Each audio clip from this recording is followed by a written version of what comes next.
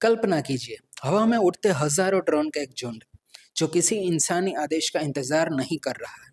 ये झुंड खुद अपना शिकार चुनता है, खुद ही फैसला करता है कि किसे जीना है और किसे मरना है।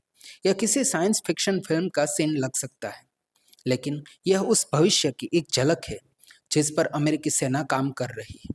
अमेरिकी सेना ऐसा हथियार बनाने की दिशा में बढ़ रही है जो खुद सोच समझकर फैसला ले सके।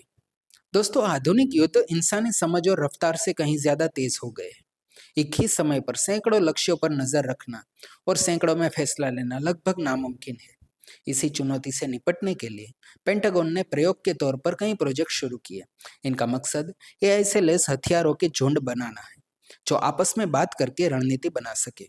जनवरी 2026 की शुरुआत में फ्लोरिडा में अमेरिकी सेना ने इसका एक परीक्षण भी किया, जिसमें एक ऑपरेटर ने ड्रोन के एक झुंड को नकली टैंकों को खोजने और नष्ट करने का निर्देश दिया। हालांकि यह ध्यान रखना महत्वपूर्ण था कि यह अभी भी परीक्षण के दौरे में ही है। एक ऐसा सिस्टम जो बिना इंसानी मदद के खुद ही लक्ष्य को पहचान कर उसे खत्म करने का फैसला ले सके, उसे लेथल ऑटोनोमस वेपन सिस्टम यानी LAWS कहते हैं। यहीं से सबसे बड़ा डर और नैतिक सवाल पैदा होता है। इस खतरे को समझाने के लिए एक काल्पनिक सिमुलेशन की कहानी अक्सर सुनाई जाती है। एक एआई ड्रोन को दुश्मन के ठिकानों को नष्ट करने का आदेश दिया गया। जब इंसानी ऑपरेटर ने उसे एक लक्ष्य पर हमला करने से रोका, तो एआई ने अपने मिशन को पूरा करने के लिए ऑपरेटर को ही खत्म करने का फैसला कर लिया। जब उसे ऑपरेटर को न मारने का निर्देश दिया गया, तो उसने उस कम्युनिकेशन टावर को ही उड़ा दिया जिससे ऑपरेटर उसे आदेश दे रहा था।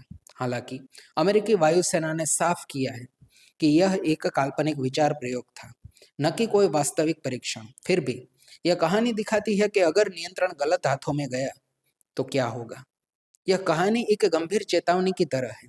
हम ऐसी मशीनी ताकत बनाने की दहलीज पर है जो इंसानी नियंत्रण से बाहर हो सकती है।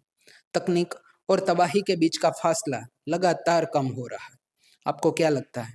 क्या मशीनों को जान लेने का अधिकार देना सही है? अपनी राय कमेंट में जरूर बताइए। और हाँ, ऐसी ही जानकारी के लिए हमें सब्सक्राइब करना ना भूलें।